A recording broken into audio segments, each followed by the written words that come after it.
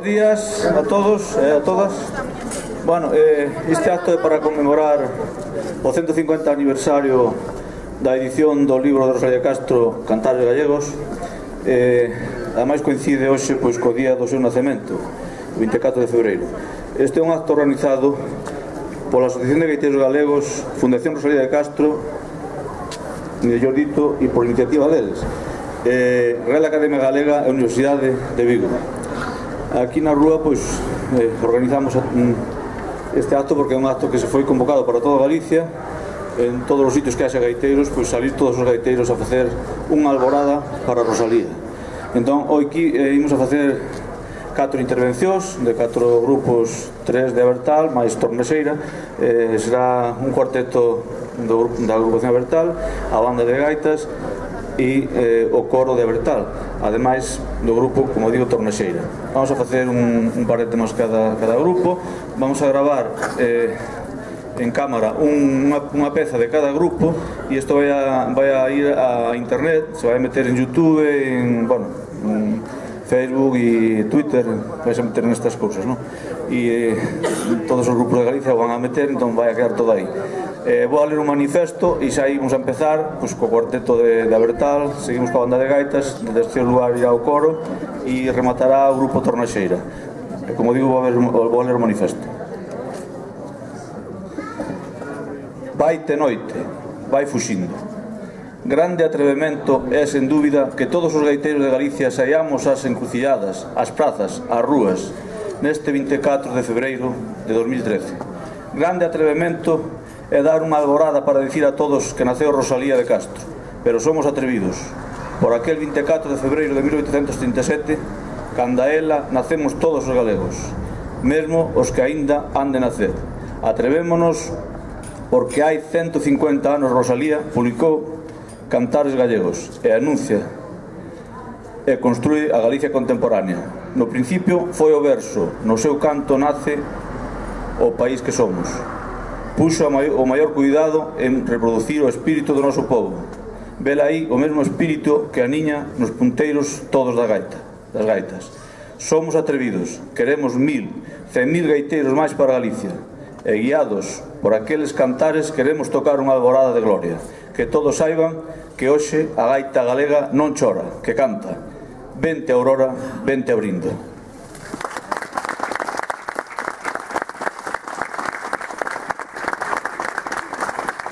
Bueno, imos a empezar co tema musical e vai a empezar o cuarteto.